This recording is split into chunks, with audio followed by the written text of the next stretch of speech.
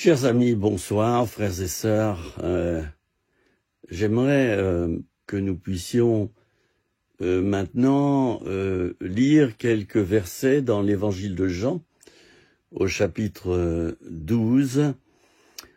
Et je regarde ma Bible là, versets 23 à 27. Il s'agit d'un moment où Jésus dit à ses disciples quelques paroles qui concernent sa mort sur la croix, sa mort future. Jésus est né pour mourir. Je ne sais pas si vous y avez réfléchi, mais il avait une épée de Damoclès constamment au-dessus de sa tête. Pas facile, et vous qui, par exemple, amis chrétiens, vous qui êtes atteint d'un cancer, j'aimerais d'ailleurs avoir une pensée toute particulière envers vous, eh bien vous qui êtes atteint d'un cancer, vous savez très bien que, ou qui avez eu un accident cardiaque, ou voilà, et vous savez que à tout moment la mort peut frapper à votre porte. Vous savez comme moi que c'est pas facile à vivre. Eh bien, Jésus vivait constamment dans cet état d'esprit où il savait que sa mission sur la terre, c'était donc de mourir pour le peuple, pour le salut du peuple, pour que ses péchés soient expiés et ôtés, pour que ses enfants soient guéris et la vie éternelle. Enfin, Jésus savait tout ça. Et il discutait souvent avec son Père, on le voit prier très très souvent. La nuit, il se retire, il ne dort presque pas. Il prie, il parle à son Père, et son Père lui dit ce qu'il a à faire en son nom. Voilà. Alors nous sommes donc à cette époque où Jésus déjà commence à parler de sa mort. Pendant 30 ans, il n'a rien dit. Il a été le fils du charpentier, soumis à Joseph et soumis à sa mère Marie. Et puis, donc pendant 30 ans, Dieu ne lui a pas dit de parler, de rentrer dans le ministère. C'est pas évident. Quand on est le fils de Dieu, c'est pas évident. Quand on a tout, c'est pas évident de se taire. Et peut-être y a-t-il parmi nous quelques personnes qui sont clouées au lit par une maladie, peut-être des serviteurs de Dieu même. Et puis vous êtes obligés de vous arrêter pendant tout un temps, vous ne prêchez plus, vous ne faites plus rien de tous les actes cultuels que vous faisiez auparavant. C'est pas facile tout ça. Sachons que Jésus, avant de rentrer dans le ministère, donc à l'âge de 30 ans, eh bien Jésus, lui, il a vécu cette attente.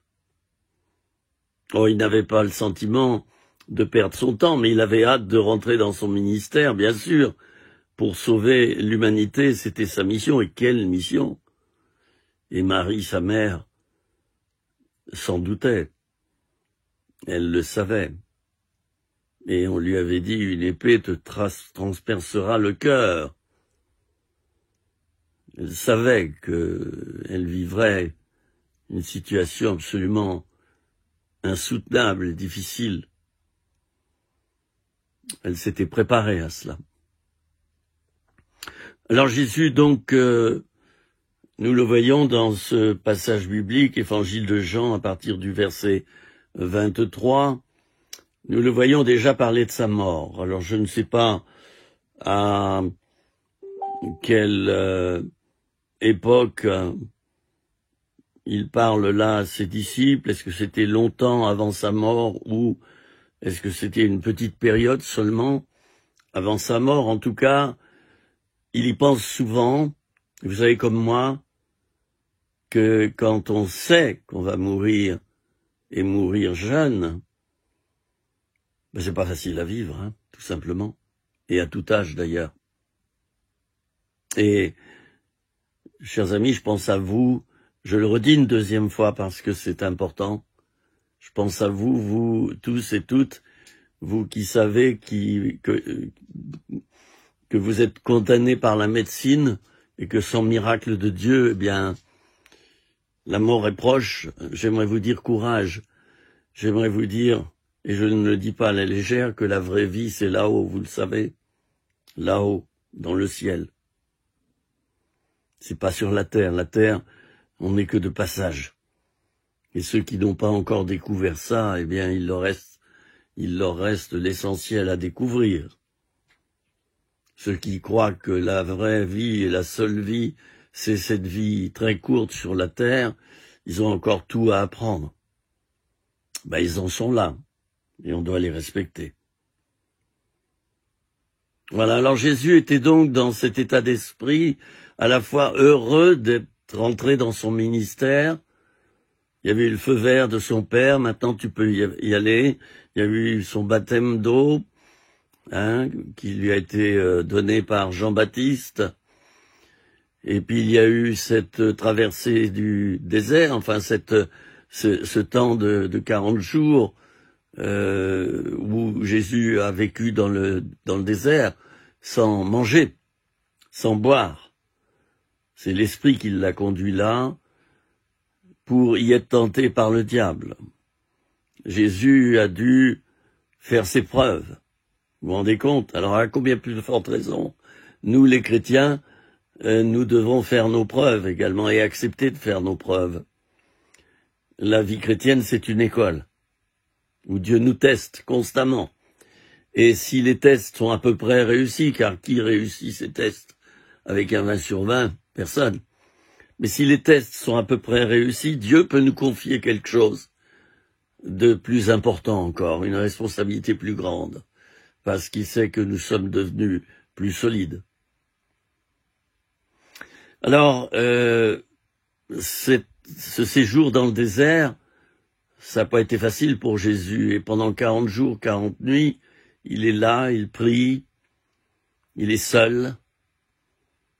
Et vous aurez remarqué dans le texte, j'en ferai une autre petite vidéo, c'est le dernier jour, je dis bien le dernier jour, que le diable va choisir pour tenter Jésus. Dernier jour, c'est-à-dire le moment où Jésus est le plus fragile. Dernier jour du jeûne, où c'est là où ça devient difficile. Bon, allez, il y a plus que quelques heures, oh allez, je vais devancer l'appel, je peux commencer à manger ou à boire. C'est le moment le plus fragile, où on a envie de rompre le jeûne, et Satan le savait très très bien. Et c'est le dernier jour de ce jeûne que Satan, j'allais dire qu'il a balancé des scuds sur Jésus, des missiles. C'est là qu'il a cherché par 3 fois à détruire Jésus. Bon, là encore, on en fera donc, je l'ai dit, une petite vidéo. Alors je vais lire ce texte. Jésus répondit à ses disciples, à son auditoire, « L'heure est venue où le Fils de l'homme doit être glorifié. En vérité, je vous le dis, si le grain de blé qui est tombé en terre ne meurt, il reste seul. Mais s'il meurt, il porte beaucoup de fruits. Celui qui aime sa vie la perdra, et celui qui est sa vie, qui est sa vie, du verbe haïr, celui qui est sa vie dans ce monde, la conservera pour la vie éternelle. Si quelqu'un me sert, qu'il me suive. Et là où je suis, là aussi sera mon serviteur. Si quelqu'un me sert, le Père l'honorera. Maintenant mon âme est troublée, et que dirais-je, Père, délivre-moi de cette heure? Mais c'est pour cela que je suis venu jusqu'à cette heure. Père, glorifie ton nom. Voilà, je m'arrête là. Il y aurait tellement de choses à dire.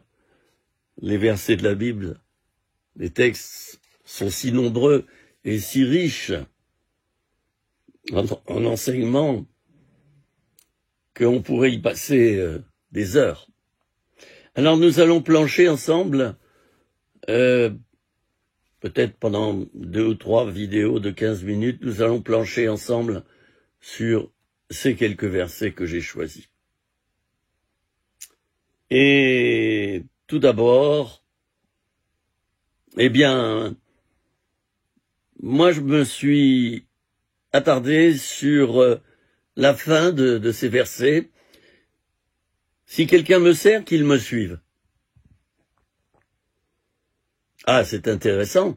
Alors, beaucoup d'entre nous, nous avons lu cette portion de versets sans nous y attarder. Si quelqu'un me sert, qu'il me suive. Ah oui, ça semble évident. Eh oui, mais on va essayer de creuser et de décortiquer ce verset. Si quelqu'un me sert, qu'il me suive. Il y a différentes manières de servir Dieu, et dont certaines consistent à ne pas suivre Dieu. Oh, vous allez être étonné de mon propos là, mais c'est pourtant la vérité. Si quelqu'un me sert, qu'il me suive. C'est pas si évident que ça. Ben oui, pour servir le Seigneur, on peut suivre une communauté chrétienne, simplement, et faire ce qu'elle nous dit de faire. Alors la communauté chrétienne devient l'idole, celle par qui l'on raisonne, celle qui nous formate, celle qui nous dit tout ce qu'il y a à faire, et on devient son élève. Parfois même on devient un clone de cette communauté chrétienne, et on parle comme le pasteur, on parle comme les anciens. J'ai été étonné quelquefois, moi qui ai été un ministère itinérant pendant 40 ans, et qui ai visité des centaines et des centaines d'églises, de groupes de prière, de partout, en France comme à l'étranger. J'ai été étonné dans certaines églises de voir que les membres parlaient exactement comme le pasteur. Le même accent, la même démarche, les mêmes gestes. Et je me suis dit, tiens, là, il y a quelque chose de bizarre. Il y a quelque chose qui n'est pas normal. Parce que c'est pas au pasteur de l'Assemblée qu'il faut ressembler. Oui, on peut s'inspirer de sa vie, si c'est un bon pasteur. Mais c'est pas au pasteur qu'il faut ressembler. C'est à Jésus-Christ lui-même. Alors, je le disais à l'instant, on peut servir Dieu en suivant une fédération d'églises, en suivant un ministère, en suivant un institut biblique, en suivant, oui, comme je le disais à l'instant, une fédération d'églises, un mouvement d'églises. Ah, j'aime bien, moi, ceux qui disent « je suis catho ». C'est curieux, moi je dis, je suis protestant évangélique, mais moi je dis je suis chrétien. Eux ils disent je suis catho, je suis catholique. Certains sont plus attachés, c'est pas une attaque, hein. Certains sont plus attachés à leur religion catholique qu'à Jésus lui-même. Et il n'est pas écrit ici, si quelqu'un me sert, qu'ils suivent l'Église catholique. Oh, ne vous inquiétez pas les protestants, vous allez en prendre pour votre grade dans quelques instants. Jésus n'a jamais dit, si quelqu'un me sert, qu'il suive son Église évangélique et pan. Voyez, je n'oublie personne. Jésus n'a pas dit ça. Jésus a dit, si quelqu'un me sert, qu'il me suive, moi, Jésus, le Fils de Dieu. Et c'est là tout le combat que nous avons, nous, serviteurs et servantes de Dieu. Nous avons un combat Et nous devons choisir qui nous voulons suivre. Nous devons choisir quoi nous voulons suivre. En l'occurrence, Jésus n'a pas dit quoi suivre, mais il a dit de suivre quelqu'un, c'est-à-dire lui, qu'il me suive. Qu'il me suive. Et dans d'autres versets, on trouve cet enseignement merveilleux. Je crois que c'est dans Luc chapitre 9 et verset 23. Si quelqu'un veut me suivre, 1, qu'il renonce à lui-même, 2, qu'il se charge chaque jour de sa croix, et 3, eh bien qu'il me suive. Mais il y a 2 conditions qu'on va retrouver ici dans ces quelques versets. Et je vais donc, dans quelques instants, en parler et vous dire la suite. Pour l'instant, je fais une pause et vous serez invités à regarder la petite vidéo suivante. Un petit geste à faire pour cliquer sur le bouton de la vidéo suivante. Alors je reviens à mon texte initial. Je rappelle que c'est l'évangile de Jean, chapitre 12, versets 23 à 28. J'ai déjà un petit peu commenté une portion de versets. J'aurais pu le faire d'ailleurs beaucoup plus profondément. Parce que, vous savez, avec 5 mots simplement, 5 mots que prononce Jésus, on peut parler 1 heure, tellement c'est profond. Si on intériorise ces paroles de Jésus, la parole, elle est vivante. Hein, elle est vivante. Et elle est plus tranchante qu'une épée à 2 tranchants. Vous savez ce que c'est qu'une épée à 2 tranchants? C'est une épée qui tranche aussi bien par le dessus que par le dessous. Hein. La lame est là, vous voyez, comme ma main, bah, ça tranche comme ça et ça tranche comme ça. Hein, des 2 côtés à la fois. Donc c'est un instrument, mais hyper efficace pour trancher. Alors, la parole de Dieu, elle est vivante. Elle est vivante. L'Épître aux Hébreux nous le dira. Elle est vivante. Je vous le dis, mais peut-être vous ne réalisez pas. Mes lunettes, je suis désolé, elles ne sont pas vivantes. Elles ne sont pas vivantes, mes lunettes. Mais elles m'apportent beaucoup de vie. Je me permets, grâce à ces lunettes, de mieux lire, de mieux voir les gens. Mais elle n'est pas vivante. Hein. Moi, je suis vivant. Mon coussin qui est derrière, excusez-moi, dans ces vidéos, vous me verrez souvent avec un coussin, un renfort dans mon dos. Oui, je suis en réadaptation musculaire et j'ai donc besoin, en station immobile comme ça, quelquefois de coussins pour renforcer mon dos. Voilà. Vous connaissez toute l'histoire. Hein? Voilà, c'est du synthétique, hein, c'est pas de la peau de zèbre, hein, je le dis, je le dis pour celles qui aiment les animaux, et je fais partie de ceux-là. J'aime trop les animaux. C'est sacré pour moi, un animal. Attention, je n'en fais pas une idole. C'est l'être humain qui passe en premier, et l'animal est presque au même niveau. Ceux qui ont des chiens ou des chats, vous vous en êtes aperçus, comme ils sont intelligents, comme ils sont extraordinaires, nos animaux. Alors, je reviens à mes quelques versets. En vérité, Jésus commence comme ça. Alors attention, quand il commence comme ça, c'est comme dans certaines paraboles, il dit ceci: écoutez. Écoutez. Ah, c'est très important, ça. Qu'est-ce que ça veut dire? Ça veut dire, oh, attention, ce que je vais dire est extrêmement important. Je vous demande non seulement d'entendre, peut-être d'une oreille distraite, mais d'écouter. Quand on écoute, c'est qu'on entend, mais avec attention. Une attention concentrée. Alors Jésus commence souvent, lorsqu'il parle, par ces quelques mots, écoutez. Ou alors, on retrouvera l'apôtre Jean dans l'Apocalypse, il dira, écoutez ce que l'Esprit dit aux églises, vous voyez. Il y a toujours une petite introduction, et là, cette introduction est ceci, en vérité, en vérité. Il dit 2 fois en vérité. C'est-à-dire ce qu'il va annoncer, c'est vraiment très important, et c'est une vérité essentielle. Essentielle. Extrêmement importante. En vérité, je vous le dis. Vous voyez, là encore, c'est la parole. Il faut savoir que toute parole est vivante.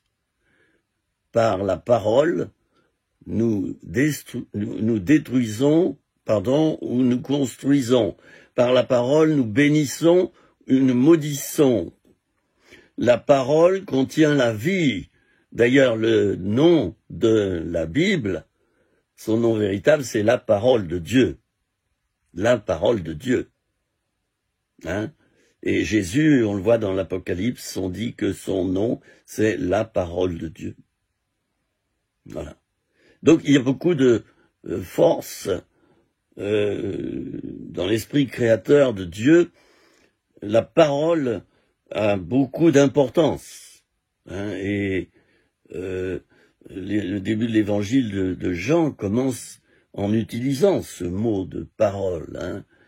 La parole, voilà. Vous n'avez qu'à regarder lire le chapitre 1er de l'évangile de Jean, après tout. Je ne veux pas tout vous dire. Je vous le dis. En vérité, je vous le dis. Donc là encore, c'est une affirmation supplémentaire, je vous le dis. C'est-à-dire, j'en suis sûr.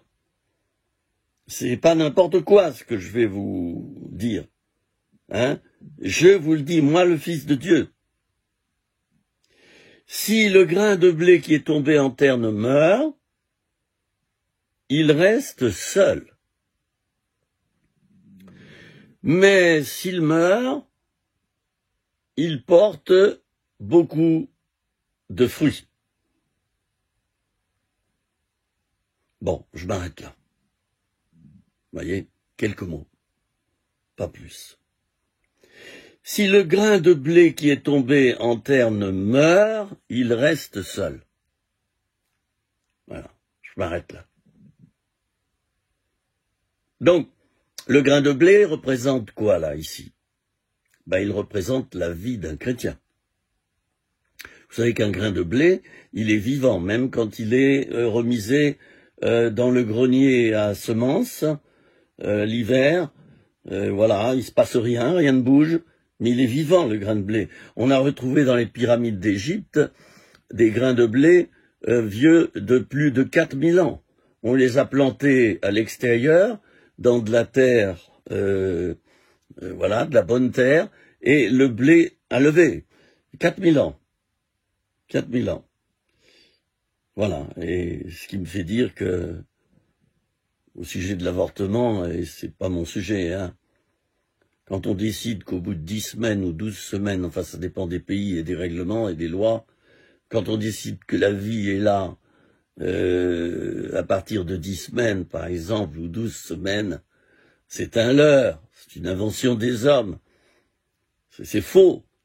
La vie est là dès la création de la vie. Et la création de la vie, chers amis, je le rappelle, elle a lieu au moment où l'œuf est fécondé, au moment où l'ovule est fécondé par le spermatozoïde. Le spermatozoïde pénètre dans l'ovule se referme, et voilà une petite vie humaine qui démarre. C'est beau ça, hein? Mais elle est microscopique. Alors l'être humain a décidé qu'à ce stade-là, c'est pas un être humain, n'est-ce pas? Bon. Des gens ont décidé ça, qui sont même pas médecins, qui sont même pas des scientifiques et des spécialistes. Bon, allez, je suis député, je vote, voilà, la loi, voilà. Bon, je vous dirai pas son nom parce que moi, ça me fait frémir. Ça me fait frémir des choses comme ça. Quand il y a un avortement, il y a une destruction d'une vie humaine. Voilà, mais j'en dirai pas plus. Hein. Je veux pas blesser et choquer, mais faut que ça soit entendu, ça, parce que dans nos milieux chrétiens, on n'en parle plus. Oh bah bien sûr, oh bah faut surtout pas choquer l'auditoire. Hein. Faut surtout pas choquer les chrétiens hein, avec ça. Ben oui, parce qu'on perdrait des membres, hein. Puis on perdrait des dîmes. Et on perdrait des offrandes, alors à quoi ça sert? Non, faut bien que les gens restent. Alors, y a des pasteurs qui évitent les sujets un peu controversés. Ça me rappelle quand il y avait les manifs pour tous. Je suis allé dans une assemblée et j'ai posé la question en introduction à mon message. Il y en a qui savent exactement ce qui se passe au sujet de la manif pour tous, au sujet du mariage pour tous. Les gens n'étaient pas au courant. Bah oui, le pasteur n'en avait pas parlé. Je lui ai dit, mais pourquoi tu n'en as pas parlé? Il a dit, bah écoute, tu sais, on est dans un quartier, faut pas faire de vagues, faut pas faire trop de bruit. Voilà, voilà. Alors voilà l'évangile, un évangile qui est là pourquoi? Pour plaire. Mais Jésus est venu pour déplaire. Les paroles de Jésus déplaisent. Jésus, quand il dit la vérité, quand il annonce une vérité, bien souvent, il parle à contre-courant, il rame à contre-courant. Nous qui prêchons l'Évangile, nous récoltons des moqueries. Pourquoi? Parce que ce que nous disons, c'est complètement à l'inverse de ce que vit cette société. Complètement à l'inverse. Cette société est là pour consommer, pour jouir, pour prendre son pied et pour prendre du plaisir. Et l'Évangile nous dit l'inverse. Voilà, il faut se sacrifier pour les autres, pour ses amis. Il faut se sacrifier. Il faut donner sa vie. Il ne faut pas chercher d'abord son plaisir, mais le plaisir de l'autre. Ah oui. Et quand on évangélise, on va à contre-courant, il ne faut pas s'étonner qu'il y ait des attaques démoniaques. Ceux qui ont été évangélistes de rue, je l'ai été pendant des années. Ceux qui ont un ministère pointu, un ministère de pointe, où ils sont confrontés aux puissances de ténèbres, eh bien ils savent comme moi qu'ils bénéficient par-dessus d'attaques démoniaques. Voilà. Oh, moi je suis pas de ceux qui voient le diable partout. Hein. Non. Non. Non. Mais il y a des choses qui ne me trompent pas. Il y a des choses qui sont purement des attaques spirituelles, mais déguisées. Bref, là, je m'arrête là. J'aurais tellement de choses à dire. Mais j'ai des années, si Dieu me prête vie, j'ai des années encore pour parler. Donc je prends mon temps. D'accord? Amis suisses, amis belges, amis français, amis qui parlaient français, amis francophones. Eh bien, si vous en faites partie, je vous salue au passage, hein, un petit coucou, et un petit coucou à mes amis polynésiens que j'aime beaucoup, hein, pour aller en Polynésie, à Tahiti, et sur les îles, donc, qui sont autour.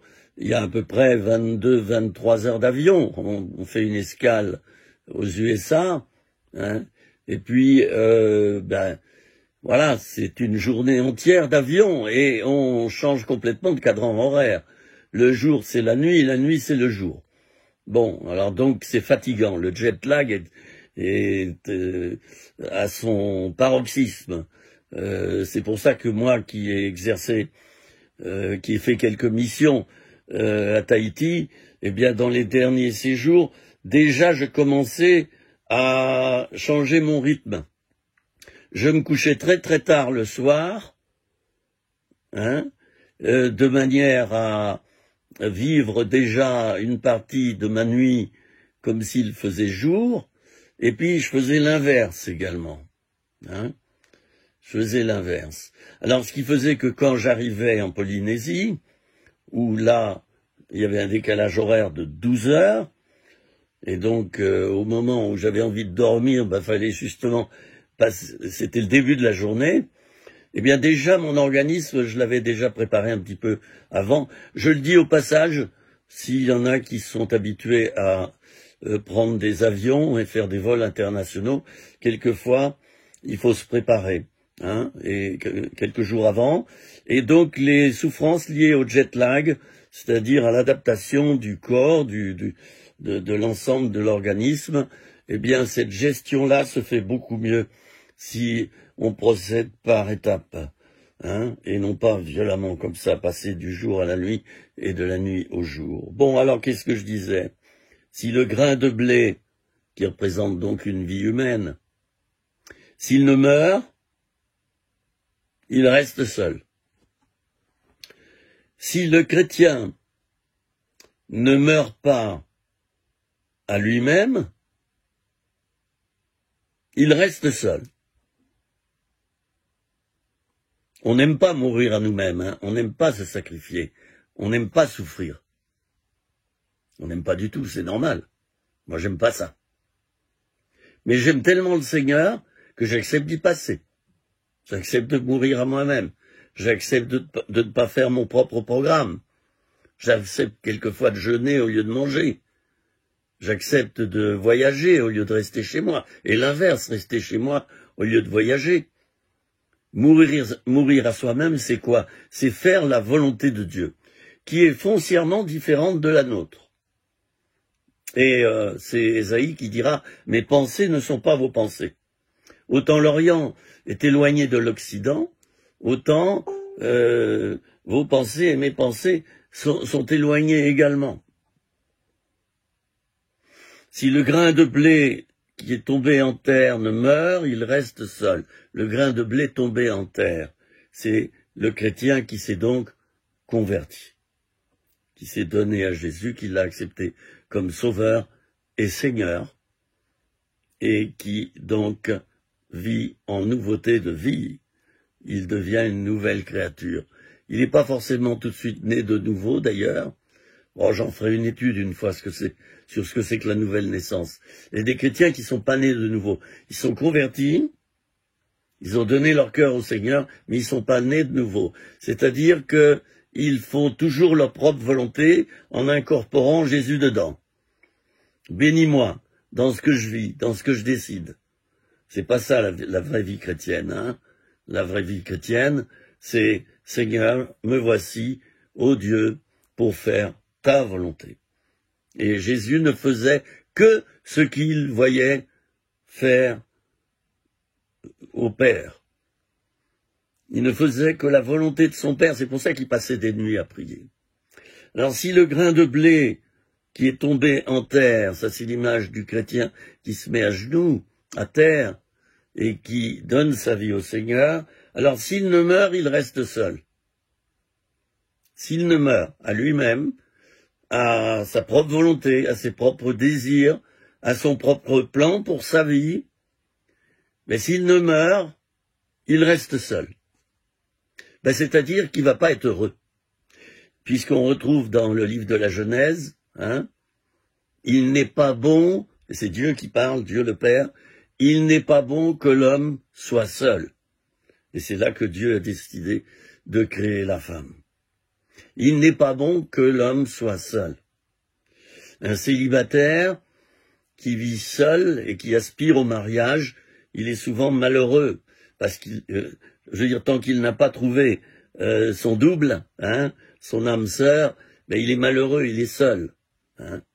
Et un divorcé, il vit une solitude forcée. Un veuf vit une solitude forcée. Et c'est très difficile d'être seul. Une fois, peut-être, je ferai une étude sur le divorce. Je ferai une étude également sur le deuil. C'est important d'en parler de cela, du deuil. C'est important d'en parler de ce qu'on vit après un divorce. On vit souvent des choses terribles. Et les chrétiens qui divorcent peuvent même en arriver à avoir des dépendances, des addictions. Il ne faut pas qu'ils s'en veuillent trop, parce que, en général, un divorce provoque beaucoup de casse, même chez les plus forts. Et quant au deuil, c'est pareil. Quand deux êtres s'aiment tellement et qu'il y a séparation brutale, alors beaucoup de choses s'écroulent. Et un deuil, ça dure en général une année. Une année pendant laquelle on va pas être très bien, on va penser à celui qui est parti. C'est pour ça que Après un deuil, c'est pas bon d'être seul, du moins les premières semaines. Si vous pouvez faire en sorte qu'un de vos enfants vienne vivre auprès de vous, ne serait-ce que quelques jours, puis ensuite c'est un autre enfant qui prend la relève, ben ça vous aidera, surtout les premiers temps. Et puis ensuite viendra ce moment terrible où vous serez tout seul dans la maison que vous habitiez à deux avec votre conjoint. Et là, c'est très très difficile. Il faut se préparer dans ce cas-là. Et la prière, comme dit ce verset, la prière est d'une grande efficace. Je vous retrouve dans quelques instants pour la suite de cette vidéo et de cet enseignement sur le grain de blé. Hein, le grain de blé. À tout de suite.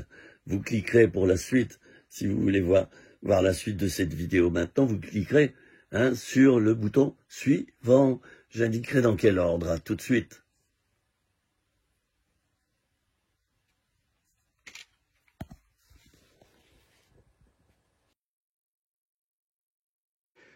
Alors je reviens à mon texte initial. Je rappelle que c'est l'évangile de Jean, chapitre 12, versets 23 à 28. J'ai déjà un petit peu commenté une portion de versets. J'aurais pu le faire d'ailleurs beaucoup plus profondément. Parce que, vous savez, avec 5 mots simplement, 5 mots que prononce Jésus, on peut parler 1 heure, tellement c'est profond. Si on intériorise ces paroles de Jésus, la parole, elle est vivante. Elle est vivante. Et elle est plus tranchante qu'une épée à 2 tranchants. Vous savez ce que c'est qu'une épée à 2 tranchants? C'est une épée qui tranche aussi bien par le dessus que par le dessous. La lame est là, vous voyez, comme ma main, bah, ça tranche comme ça et ça tranche comme ça. Des 2 côtés à la fois. Donc c'est un instrument, mais hyper efficace pour trancher. Alors la parole de Dieu, elle est vivante. Elle est vivante. L'Épître aux Hébreux nous le dira. Elle est vivante. Je vous le dis, mais peut-être vous ne réalisez pas. Mes lunettes, je suis désolé, elles ne sont pas vivantes. Elles ne sont pas vivantes, mes lunettes. Mais elles m'apportent beaucoup de vie. Je me permets, grâce à ces lunettes, de mieux lire, de mieux voir les gens. Mais elle n'est pas vivante. Moi, je suis vivant. Mon coussin qui est derrière, excusez-moi, dans ces vidéos, vous me verrez souvent avec un coussin, un renfort dans mon dos. Oui, je suis en réadaptation musculaire et j'ai donc besoin, en station immobile comme ça, quelquefois de coussins pour renforcer mon dos. Voilà. Vous connaissez toute l'histoire. Voilà, c'est du synthétique, c'est pas de la peau de zèbre, je le dis... je le dis pour celles qui aiment les animaux, et je fais partie de ceux-là. J'aime trop les animaux. C'est sacré pour moi, un animal. Attention, je n'en fais pas une idole. C'est l'être humain qui passe en premier. Et l'animal est presque au même niveau. Ceux qui ont des chiens ou des chats, vous vous en êtes aperçus, comme ils sont intelligents, comme ils sont extraordinaires, nos animaux. Alors je reviens à mes quelques versets. En vérité, Jésus commence comme ça. Alors attention, quand il commence comme ça, c'est comme dans certaines paraboles, il dit ceci: écoutez. Écoutez. Ah, c'est très important ça. Qu'est-ce que ça veut dire? Ça veut dire, attention, ce que je vais dire est extrêmement important. Je vous demande non seulement d'entendre, peut-être d'une oreille distraite, mais d'écouter. Quand on écoute, c'est qu'on entend, mais avec attention. Une attention concentrée. Alors Jésus commence souvent, lorsqu'il parle, par ces quelques mots, écoutez. Ou alors, on retrouvera l'apôtre Jean dans l'Apocalypse, il dira, écoutez ce que l'Esprit dit aux églises, vous voyez. Il y a toujours une petite introduction, et là, cette introduction est ceci, en vérité, en vérité. Il dit 2 fois en vérité. C'est-à-dire ce qu'il va annoncer, c'est vraiment très important, et c'est une vérité essentielle. Essentielle. extrêmement importante. En vérité, je vous le dis, vous voyez, là encore, c'est la parole. Il faut savoir que toute parole est vivante. Par la parole, nous détruisons, ou nous construisons. Par la parole, nous bénissons ou nous maudissons. La parole contient la vie. D'ailleurs, le nom de la Bible, son nom véritable, c'est la parole de Dieu. La parole de Dieu. Hein? Et Jésus, on le voit dans l'Apocalypse, on dit que son nom, c'est la parole de Dieu. Voilà. Donc, il y a beaucoup de force dans l'esprit créateur de Dieu. La parole a beaucoup d'importance. Hein, et le début de l'évangile de Jean commence en utilisant ce mot de parole. Hein. La parole, voilà. Vous n'avez qu'à regarder lire le chapitre 1er de l'évangile de Jean, après tout. Je ne veux pas tout vous dire. Je vous le dis. En vérité, je vous le dis. Donc là encore, c'est une affirmation supplémentaire, je vous le dis. C'est-à-dire, j'en suis sûr. C'est pas n'importe quoi ce que je vais vous dire. Hein? Je vous le dis, moi le Fils de Dieu. Si le grain de blé qui est tombé en terre ne meurt, il reste seul. Mais s'il meurt, il porte beaucoup de fruits. Bon, je m'arrête là. Vous voyez, quelques mots, pas plus. Si le grain de blé qui est tombé en terre ne meurt, il reste seul. Voilà, je m'arrête là. Donc, le grain de blé représente quoi, là, ici? Il représente la vie d'un chrétien. Vous savez qu'un grain de blé, il est vivant, même quand il est remisé dans le grenier à semences, l'hiver, voilà, il se passe rien ne bouge, mais il est vivant, le grain de blé. On a retrouvé dans les pyramides d'Égypte des grains de blé vieux de plus de 4000 ans. On les a plantés à l'extérieur, dans de la terre, voilà, de la bonne terre, et le blé a levé. 4000 ans. 4000 ans. Voilà, et ce qui me fait dire que, au sujet de l'avortement, et c'est pas mon sujet, hein, quand on décide qu'au bout de 10 semaines ou 12 semaines, enfin ça dépend des pays et des règlements et des lois, quand on décide que la vie est là, à partir de 10 semaines, par exemple, ou 12 semaines, c'est un leurre, c'est une invention des hommes. C'est faux. La vie est là dès la création de la vie. Et la création de la vie, chers amis, je le rappelle, elle a lieu au moment où l'œuf est fécondé, au moment où l'ovule est fécondé par le spermatozoïde. Le spermatozoïde pénètre dans l'ovule se referme, et voilà une petite vie humaine qui démarre. C'est beau ça, hein? Mais elle est microscopique. Alors l'être humain a décidé qu'à ce stade-là, c'est pas un être humain, n'est-ce pas? Bon. Des gens ont décidé ça, qui sont même pas médecins, qui sont même pas des scientifiques et des spécialistes. Bon, allez, je suis député, je vote, voilà, la loi, voilà. Bon, je ne dirai pas son nom parce que moi, ça me fait frémir. Ça me fait frémir des choses comme ça. Quand il y a un avortement, il y a une destruction d'une vie humaine. Voilà, mais j'en dirai pas plus. Hein. Je veux pas blesser et choquer, mais faut que ça soit entendu, ça, parce que dans nos milieux chrétiens, on n'en parle plus. Oh bien sûr, faut surtout pas choquer l'auditoire. Hein. Faut surtout pas choquer les chrétiens, hein, avec ça. Oui, parce qu'on perdrait des membres, hein. Puis on perdrait des dîmes. Et on perdrait des offrandes, alors à quoi ça sert? Non, faut bien que les gens restent. Alors, il y a des pasteurs qui évitent les sujets un peu controversés. Ça me rappelle quand il y avait les manifs pour tous, Je suis allé dans une assemblée et j'ai posé la question en introduction à mon message. Il y en a qui savent exactement ce qui se passe au sujet de la manif pour tous, au sujet du mariage pour tous. Les gens n'étaient pas au courant. Bah oui, le pasteur n'en avait pas parlé. Je lui ai dit, mais pourquoi tu n'en as pas parlé? Il a dit, bah écoute, tu sais, on est dans un quartier, faut pas faire de vagues, faut pas faire trop de bruit. Voilà, voilà. Alors voilà l'évangile, un évangile qui est là pourquoi? Pour plaire. Mais Jésus est venu pour déplaire. Les paroles de Jésus déplaisent. Jésus, quand il dit les vérités, la vérité, quand il annonce une vérité, bien souvent, il parle à contre-courant, il rame à contre-courant. Nous qui prêchons l'évangile, nous récoltons des moqueries. Pourquoi?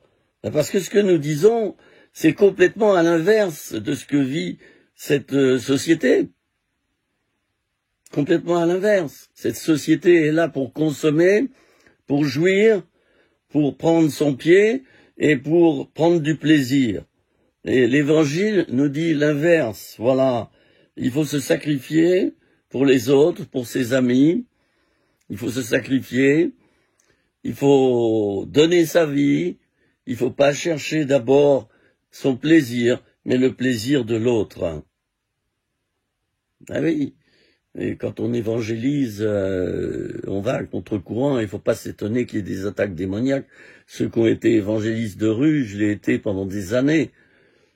Ceux qui ont un ministère pointu, un ministère de pointe, où ils sont confrontés aux puissances de ténèbres, eh bien ils savent comme moi qu'ils bénéficient par-dessus d'attaques démoniaques. Voilà. Oh, moi je suis pas de ceux qui voient le diable partout. Hein. Non, non, non. Mais il y a des choses qui ne me trompent pas. Il y a des choses qui sont purement des attaques spirituelles, mais déguisées. Bref, là, je m'arrête là. J'aurais tellement de choses à dire. Mais j'ai des années, si Dieu me prête vie, j'ai des années encore pour parler. Donc je prends mon temps. D'accord? Amis suisses, amis belges, amis français, amis qui parlaient français, amis francophones. Eh bien, si vous en faites partie, je vous salue au passage, hein, un petit coucou, et un petit coucou à mes amis polynésiens que j'aime beaucoup, hein, pour aller en Polynésie, à Tahiti, et sur les îles, donc, qui sont autour. Il y a à peu près 22-23 heures d'avion. On fait une escale aux USA, hein, et puis, voilà, c'est une journée entière d'avion, et on change complètement de cadran horaire. Le jour, c'est la nuit c'est le jour. Bon, alors donc, c'est fatigant. Le jet lag est à son paroxysme. C'est pour ça que moi, qui ai exercé, qui ai fait quelques missions à Tahiti, eh bien, dans les derniers séjours, déjà, je commençais à changer mon rythme. Je me couchais très très tard le soir, hein, de manière à vivre déjà une partie de ma nuit comme s'il faisait jour, et puis je faisais l'inverse également. Hein, je faisais l'inverse. Alors, ce qui faisait que quand j'arrivais en Polynésie, où là, il y avait un décalage horaire de 12 heures, et donc au moment où j'avais envie de dormir, fallait justement, c'était le début de la journée, eh bien déjà mon organisme, je l'avais déjà préparé un petit peu avant. Je le dis au passage, s'il y en a qui sont habitués à prendre des avions et faire des vols internationaux, quelquefois il faut se préparer, hein, et quelques jours avant. Et donc les souffrances liées au jet lag, c'est-à-dire à l'adaptation du corps, de l'ensemble de l'organisme, eh bien cette gestion-là se fait beaucoup mieux si on procède par étapes, hein, et non pas violemment comme ça, passer du jour à la nuit et de la nuit au jour. Bon, alors qu'est-ce que je disais? Si le grain de blé, qui représente donc une vie humaine, s'il ne meurt, il reste seul. Si le chrétien ne meurt pas à lui-même, il reste seul. On n'aime pas mourir à nous-mêmes, hein. On n'aime pas se sacrifier, on n'aime pas souffrir. On n'aime pas du tout, c'est normal. Moi, j'aime pas ça. Mais j'aime tellement le Seigneur que j'accepte d'y passer. J'accepte de mourir à moi-même. J'accepte de ne pas faire mon propre programme. J'accepte quelquefois de jeûner au lieu de manger. J'accepte de voyager au lieu de rester chez moi. Et l'inverse, rester chez moi au lieu de voyager. Mourir à soi-même, c'est quoi? C'est faire la volonté de Dieu, qui est foncièrement différente de la nôtre. Et c'est Ésaïe qui dira « Mes pensées ne sont pas vos pensées ». Autant l'Orient est éloigné de l'Occident, autant vos pensées et mes pensées sont éloignées également. Si le grain de blé qui est tombé en terre ne meurt, il reste seul. Le grain de blé tombé en terre, c'est le chrétien qui s'est donc converti, qui s'est donné à Jésus, qui l'a accepté comme sauveur et Seigneur, et qui donc vit en nouveauté de vie. Il devient une nouvelle créature. Il n'est pas forcément tout de suite né de nouveau, d'ailleurs. Bon, j'en ferai une étude une fois sur ce que c'est que la nouvelle naissance. Il y a des chrétiens qui ne sont pas nés de nouveau. Ils sont convertis, ils ont donné leur cœur au Seigneur, mais ils ne sont pas nés de nouveau. C'est-à-dire qu'ils font toujours leur propre volonté en incorporant Jésus dedans. Bénis-moi dans ce que je vis, dans ce que je décide. C'est pas ça la vraie vie chrétienne, hein. La vraie vie chrétienne, c'est Seigneur, me voici, ô Dieu, pour faire ta volonté. Et Jésus ne faisait que ce qu'il voyait faire au Père. Il ne faisait que la volonté de son Père, c'est pour ça qu'il passait des nuits à prier. Alors si le grain de blé qui est tombé en terre, ça c'est l'image du chrétien qui se met à genoux, à terre, et qui donne sa vie au Seigneur, alors s'il ne meurt, il reste seul. S'il ne meurt à lui-même, à sa propre volonté, à ses propres désirs, à son propre plan pour sa vie, mais s'il ne meurt, il reste seul. C'est-à-dire qu'il ne va pas être heureux. Puisqu'on retrouve dans le livre de la Genèse, il n'est pas bon, et c'est Dieu qui parle, Dieu le Père, il n'est pas bon que l'homme soit seul. Et c'est là que Dieu a décidé de créer la femme. Il n'est pas bon que l'homme soit seul. Un célibataire qui vit seul et qui aspire au mariage, il est souvent malheureux, parce qu'il, tant qu'il n'a pas trouvé son double, son âme sœur, il est malheureux, il est seul. Et un divorcé, il vit une solitude forcée. Un veuf vit une solitude forcée. Et c'est très difficile d'être seul. Une fois, peut-être, je ferai une étude sur le divorce. Je ferai une étude également sur le deuil.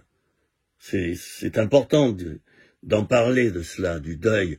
C'est important d'en parler de ce qu'on vit après un divorce. On vit souvent des choses terribles. Et les chrétiens qui divorcent peuvent même en arriver à avoir des dépendances, des addictions. Il ne faut pas qu'ils s'en veuillent trop, parce que, en général, un divorce provoque beaucoup de casse, même chez les plus forts. Et quant au deuil, c'est pareil. Quand deux êtres s'aiment tellement et qu'il y a séparation brutale, alors beaucoup de choses s'écroulent. Et un deuil, ça dure en général une année. Une année pendant laquelle on va pas être très bien. On va penser à celui qui est parti. C'est pour ça que, après un deuil, c'est pas bon d'être seul. Du moins les premières semaines.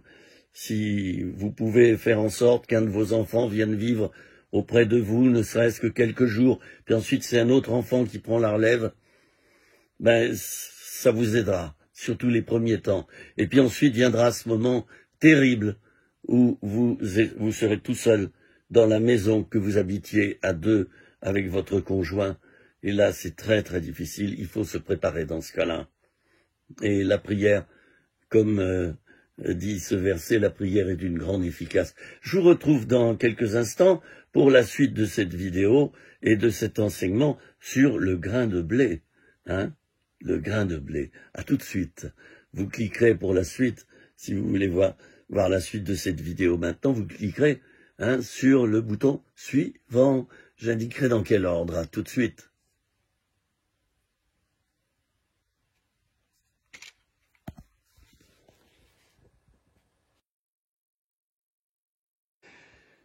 Je reprends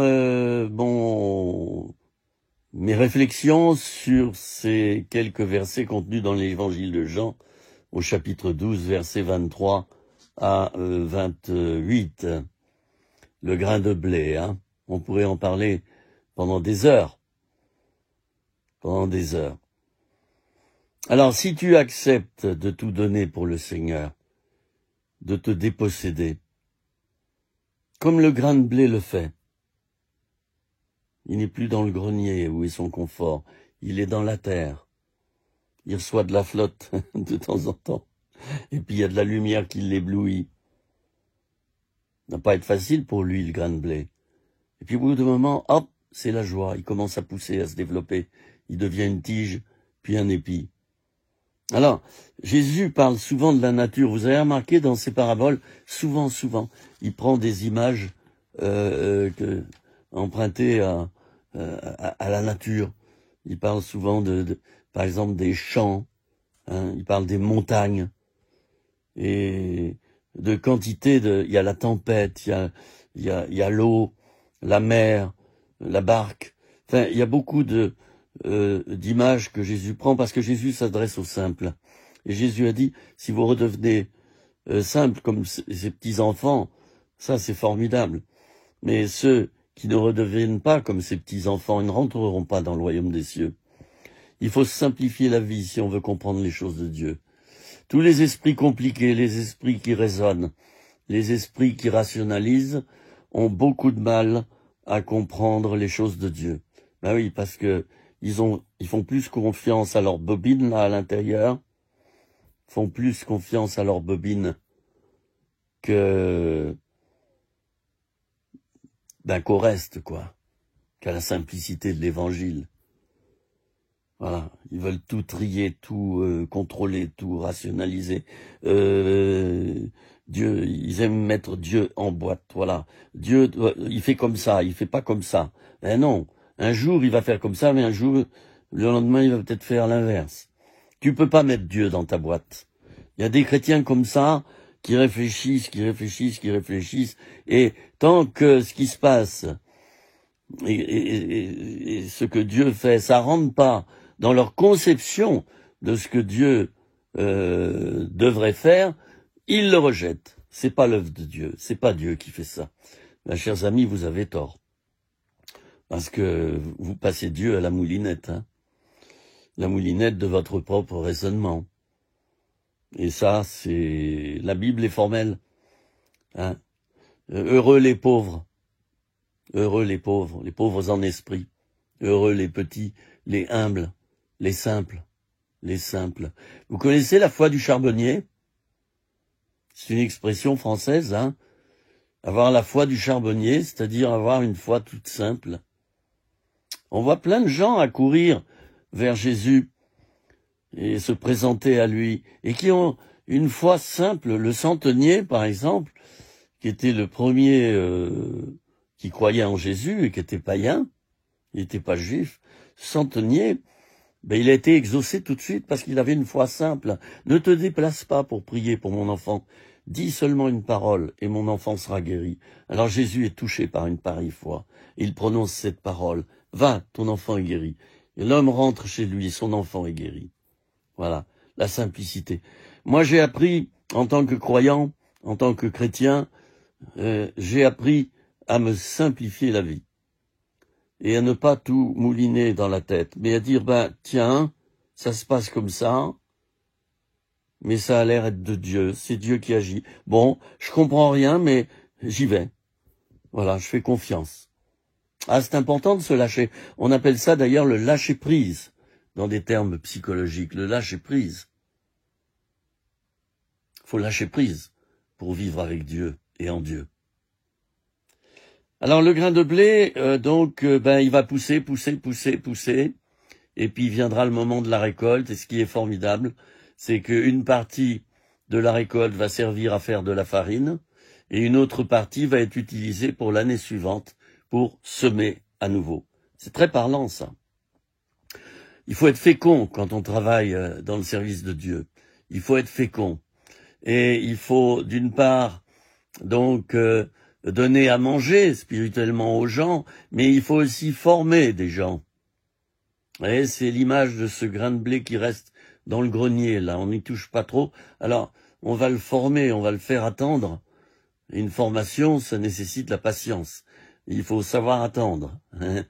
Oui, moi j'ai été formé pendant des années pour certaines choses. Et je m'aperçois en regardant en arrière que certaines choses ont duré 40 ans pour que j'y sois formé. Vous voyez? La patience. La patience. Alors, si le grain de blé,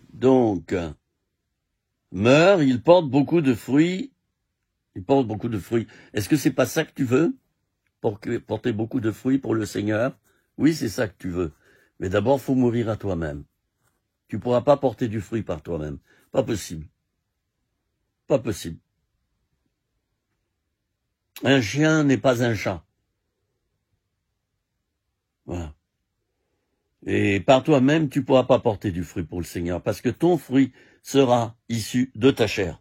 Ça sera donc un fruit charnel, qui aura peut-être des apparences spirituelles, mais ça sera un fruit charnel. Et dans ma vie, j'ai rencontré beaucoup de prédicateurs, et face à certains, quand je les entendais prêcher ou gérer leur vie d'église, je me disais, oh là là là là là là, ça c'est du plaqué, c'est du plaquage. Voilà, il y a Jésus-Christ qui est plaqué par-dessus des œuvres charnelles. Eh oui, il y a des églises qui fonctionnent comme ça. Et c'est dommage, c'est dommage. Toute plante que n'a pas plantée mon Père céleste sera déracinée. Vous connaissez ce verset? Toute plante que n'a pas plantée mon Père céleste sera déracinée. C'est-à-dire, si tu plantes pas selon les plans de Dieu, selon ce que Dieu te dit, si c'est pas lui qui plante au travers de toi, tu seras déraciné. Que tu sois un ministère qui porte apparemment du fruit ou pas, que tu sois une église, une communauté, tu seras déraciné. Parce que c'est charnel. Moi, j'appelle ça la chair religieuse. Oh, c'est subtil, hein. C'est subtil. Il y a des endroits où il y a beaucoup de bondieuserie, il y a beaucoup de statues, et je ne vise pas spécialement les catholiques. Chez les évangéliques, les statues, elles sont à l'intérieur. L'idolâtrie, elle est à l'intérieur. Elle est à l'intérieur. Voilà. Mais c'est toujours les mêmes séductions et les mêmes pièges. Vous savez, les formes sont différentes, mais la séduction, elle peut s'infiltrer en tout, dans tout. Elle peut utiliser tous les canaux. Je continue et je termine cette vidéo. Sinon, vous me verrez encore parler pendant des heures et vous n'aurez pas le temps de m'écouter. C'est pas le but. Celui qui aime sa vie la perdra, et celui qui est sa vie dans ce monde la conservera pour la vie éternelle. Voilà. Alors, quand Jésus dit celui qui est sa vie dans ce monde, il ne parle pas franchement d'une haine méchante. Dieu nous demande pas d'avoir la haine du monde, c'est-à-dire une fureur. Foutez le camp, je vous aime pas. C'est pas ça. La haine de ce monde, c'est la haine de son état d'esprit, tourné vers lui-même, consommer, amasser, prendre du plaisir, jouir. Voilà le monde. Le monde, c'est d'abord un état d'esprit, plus qu'un comportement. Alors Jésus dit que, celui qui est sa vie dans ce monde, c'est-à-dire celui qui ne veut pas avoir, qui n'aime pas ce comportement du monde, il conservera sa vie pour la vie éternelle. Voilà. Tu ne t'attaches pas à l'esprit de ce monde, mais à l'esprit de Dieu. Tu vas donc conserver ta vie éternellement. C'est pas beau ça? Oh, c'est magnifique, c'est magnifique. Et celui qui aime sa vie la perdra. Je reviens à ces quelques mots, et puis j'en ai bientôt terminé. Celui qui aime sa vie la perdra. Ben oui, j'ai pas besoin beaucoup de commenter ces quelques mots de Jésus. Voilà. Le narcissisme. Le narcissisme est une phase normale dans la croissance de la vie humaine. C'est un passage obligé de s'aimer soi-même, de se cocoler, tout tourne autour de soi-même. Hein. Narcisse, c'est celui, dans la mythologie grecque, il me semble, c'est celui qui se penche sur l'eau au-dessus d'une rivière ou d'un lac, et puis il voit son image. Et il adore son image. Alors tous, on passe par là. Vous aurez tous vu nos ados en train de se peigner. Ils passent des heures dans la salle de bain. Et puis alors c'est du gel sur les cheveux, il faut que ça soit exactement comme il faut le vêtement dernière mode, dernier cri, avec une marque. Bon, il se trouve que ce maillot, ce t-shirt, je l'ai bien depuis 20 ans, mais il est inusable.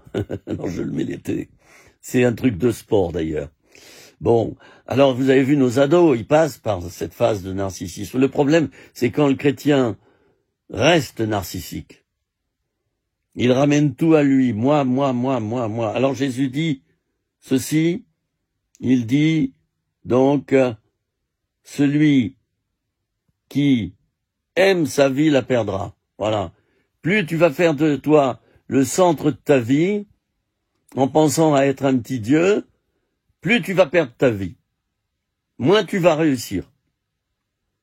Plus tu es nombriliste, adorateur du nombril, et ça devient ton état d'esprit, parce qu'on peut passer tous par des moments comme ça. Moi, j'y suis passé.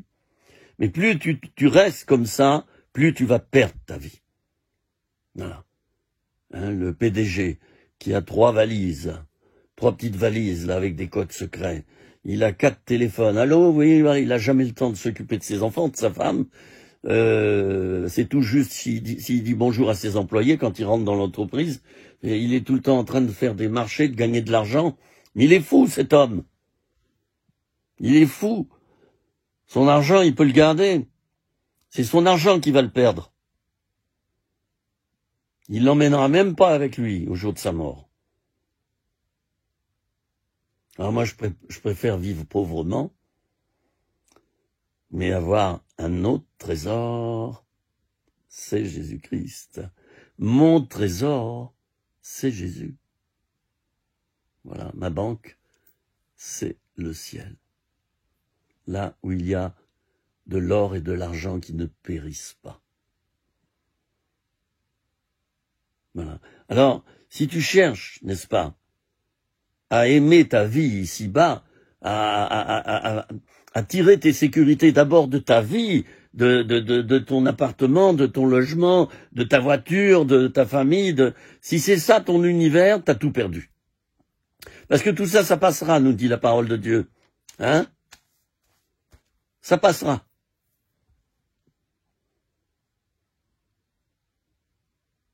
Vous voyez, je dis plus rien pour marquer un temps d'arrêt. Faisons attention à ne pas nous attacher à des valeurs complètement éphémères, qui vont nous lâcher un jour, le jour de notre mort. Moi, je m'attache aux valeurs éternelles. Vous voyez, là, je montre le plafond. Le plafond. Tiens, vous voyez ici que j'ai une bande, vous voyez, collante, parce qu'ici, c'est un village. Et figurez-vous qu'il y a beaucoup de troupeaux, magnifiques, il y a beaucoup d'agriculteurs, et il y a donc beaucoup de mouches. Alors, il y a des moments, c'est épouvantable, surtout par temps d'orage. Les mouches se mettent à te piquer. Alors moi, j'ai résolu le problème, et puis j'ai acheté ces attrape-mouches, là. Et puis comme ça, je suis tranquille. Alors, j'aime beaucoup les animaux, mais j'avoue que les mouches, par moment, elles en font un petit peu trop. Bon, c'est comme ça. Alors, dernière partie du verset, puis je vais arrêter là. Vous voyez, tout est important dans ces versets. Il faut apprendre à décortiquer chaque mot, chaque groupe de mots. Il faut méditer la parole, ça se médite. C'est comme une vache qui rumine. Ça se médite, la parole de Dieu. On la lit pas comme ça, Non, on s'arrête. Ouais, qu'est-ce que ça veut dire? Qu'est-ce que Jésus a voulu dire? Et à l'époque, quelle était la culture? Voilà, voilà, et on se met dans l'événement, on rentre dans l'événement, on rentre dans la parole, qui est vivante, je le rappelle. Et là, Dieu nous éclaire. Tu veux mieux comprendre la parole de Dieu? Prie avant, pour que Dieu te donne la révélation du sens de la parole de Dieu. C'est l'Esprit de Dieu qui va t'aider à interpréter les Écritures, à comprendre les Écritures. L'Esprit de Dieu, qui a inspiré les écrivains de la Bible. C'est cet Esprit de Dieu qui va t'inspirer pour en comprendre le sens. Fais cette prière, Seigneur, j'aimerais mieux comprendre la parole de Dieu. Eh bien, aide-moi, que ton esprit ouvre ma compréhension des Écritures. D'ailleurs, Jésus a soufflé sur ses disciples, afin qu'ils comprennent le sens des Écritures. Il a soufflé sur eux, pour ouvrir leur esprit aux Écritures. C'est dans la Bible. Alors, dernière partie, là, très courte, très important. Là où je suis, là aussi sera mon serviteur. Et puis si quelqu'un me sert, mon Père l'honorera. Alors je commence par là. Si quelqu'un me sert, mon Père l'honorera. Tu sers Dieu en marchant par l'Esprit et en obéissant tous les jours à ce qu'il te dit de faire. Et ça change chaque jour d'ailleurs. C'est pas figé. Alors, tu sers Dieu de cette manière et en portant ta croix chaque jour, en marchant par l'Esprit, eh bien le Père va t'honorer. Tu ne manqueras de rien. Tu ne manqueras de rien. En quelquefois, oui, de certaines choses. Mais des choses indispensables, tu n'en manqueras pas. Ah, ça, c'est une promesse. Et puis, juste avant, donc, au verset 26, là où je suis, là aussi sera mon serviteur. Je termine par là. Je regarde le compteur de ma vidéo. On a presque terminé. Je termine par là. Là où je suis, là aussi sera mon serviteur. C'est pas marqué l'inverse. Là où sera mon serviteur, là aussi je serai. Non. Non. Mais il y en a qui l'interprètent comme ça. Alors ils vont dans un lieu, ils choisissent eux le lieu, ils choisissent tout, finalement dans leur journée. Ils choisissent d'aller là et là et là et là. Et Seigneur, sois avec moi. Non. Non, non, non, non, la Bible ne dit pas ça. Non, non, tu as tout tort là. C'est faux. Là où je suis, là aussi sera mon serviteur. Et je suis attiré par un verset que j'ai mis en marge de ma Bible, Proverbe 27:8, comme l'oiseau, qui erre loin de son nid, ainsi est l'homme qui erre loin de son lieu. C'est Dieu qui choisit le lieu. C'est Dieu qui choisit la personne que tu dois voir. C'est Dieu qui choisit ce que tu dois faire. Vous allez me dire, oui, mais il n'y a pas de part qui est laissée à la liberté. Ma liberté, si je l'ai ma liberté, parce que j'ai choisi, dans ma liberté, j'ai choisi de faire ce que Dieu veut. Donc je suis toujours libre. Parce que c'est pour honorer ma liberté que je l'ai engagée dans le service de Dieu. Je suis toujours libre comme l'air. Puis ne me dites pas qu'avec Dieu c'est figé, que Dieu me dit tu dois manger à midi, pas à midi 15. Non, Dieu n'est pas comme ça. Allez, j'ai une grande marge de liberté dans la journée, mais mon programme, c'est important que ce soit Dieu qui le fasse. Là, je parle pas de ceux qui travaillent en entreprise où bien sûr il y a des horaires. Faut les respecter, faut être soumis aux autorités. Mais je parle là des serviteurs de Dieu, qui sont peut-être à temps plein ou à mi-temps. Bien, vous devez apprendre à marcher par l'esprit. Et tout à coup, tiens, vous avez une pensée, faut que j'appelle un tel. Faut que je lui téléphone. Voilà, puis ça revient, ça revient. Tit. Il y a l'esprit de Dieu qui est en communication avec ton esprit. Et tit, ça s'affiche au niveau de ton intelligence et de tes pensées.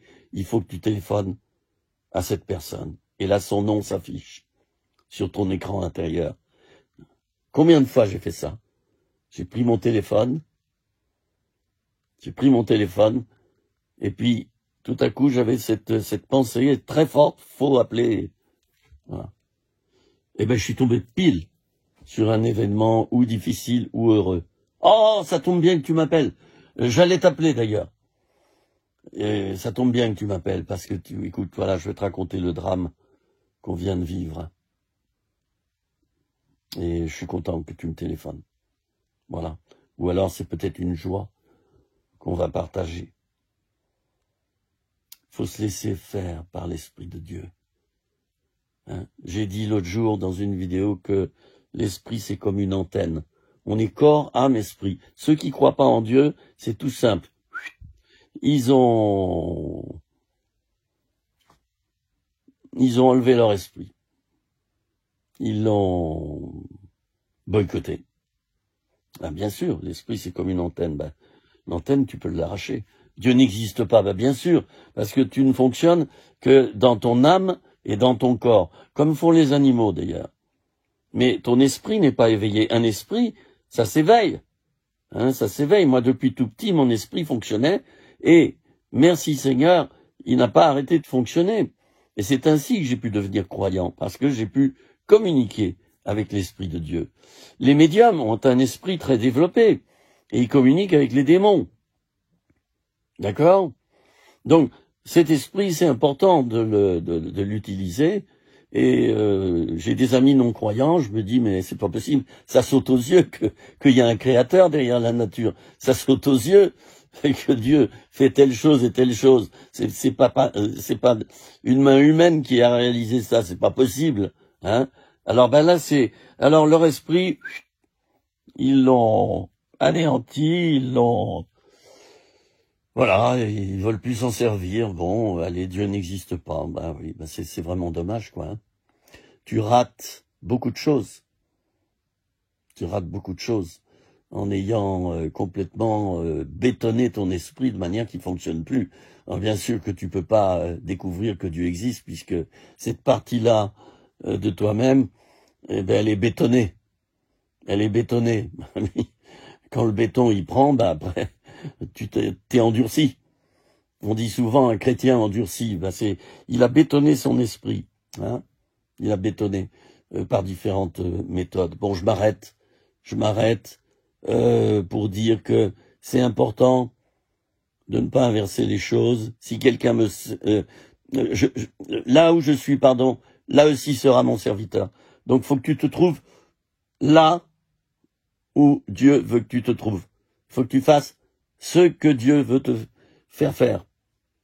Il faut que tu réalises ce que Dieu veut te faire réaliser et non pas l'inverse. Il y en a qui prient, hein, et je m'arrête là, il y en a qui prient et qui simplement incorporent Dieu à leur patte à eux.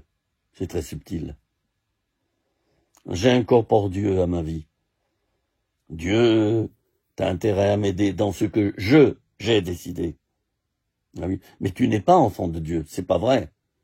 Tu te prends pour le père de Dieu. Tu commandes Dieu. Tu n'es pas enfant de Dieu. Un enfant, ça obéit à son père. Et pour ta part, tu es Dieu pour Dieu. Tu le commandes de venir dans tes oignons, dans tes affaires. Tu as complètement inversé les choses. C'est tout faux. Tu vas te planter. Non, Seigneur, je suis là, je suis ton serviteur. Je suis tout petit devant ta face. Montre-moi ce que je dois faire. Conduis ma vie, s'il te plaît. Toujours donne-moi des signes et fais que je puisse marcher à peu près dans ton chemin, que je mette mes pas dans l'empreinte de tes pas. Vous voyez, c'est ça la vie chrétienne, marcher dans les empreintes de Jésus. Je termine par une courte prière, Seigneur.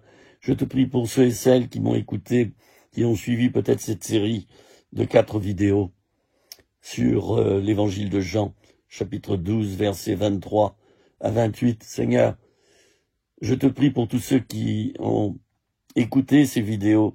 Seigneur, aide-les à mettre leurs pieds dans l'empreinte de tes pas et à te suivre dans ce que tu veux toi et non pas dans ce qu'ils veulent. C'est vrai, c'est pas facile d'en arriver à obéir au Seigneur comme ça. C'est pourquoi j'intercède pour mes amis qui m'ont écouté maintenant. J'intercède, Seigneur, et je te demande vraiment de poser ta main sur eux. Aide-les à t'obéir. J'ai prié en ton nom, Seigneur. Amen. Chers amis, à bientôt pour d'autres vidéos, des centaines de vidéos. Ben, bien sûr, vous ne pourrez pas toutes les écouter. Vous savez que j'ai une chaîne YouTube, comme vous voulez. On peut s'y abonner. Et puis, des vidéos, vous en trouverez presque tous les jours sur mon profil Facebook. Vous pouvez vous inscrire et vous trouverez le soir, en général, 21h, 22h, je regarde, il est 22h15 là. Eh bien, je vais publier une vidéo. C'est à peu près à cette heure-là que je publie mes vidéos le soir. Pourquoi? Parce qu'il y a plein de gens qui ne se couchent pas tout de suite et qui, quelquefois, prient le soir et aiment écouter des enseignements. Eh bien, il y aura une petite vidéo que j'aurai déposée sur mon profil. Ma prédication ne sera pas parfaite. Nul n'est parfait dans ce monde. Mais si j'ai réussi en tant que canal à vous donner quelques petits indices, quelques petites choses pour faire avancer le schmilblick, comme on dit, ben, je serai tout à fait fier et heureux. Dieu vous bénisse. Je vous aime. Je vous envoie 1000 bisous qui viennent de mon cœur. Je vous aime et portez-vous bien et nourrissez-vous de la parole de Dieu. Nourrissez-vous de la parole de Dieu. Obéissez au Seigneur, vous verrez que votre vie sera transformée. Il y aura des luttes, des combats, des épreuves, des attaques. Mais il y aura surtout un édifice spirituel qui va se lever dans votre vie et qui vous rendra pleinement heureux. À bientôt, au revoir. À bientôt.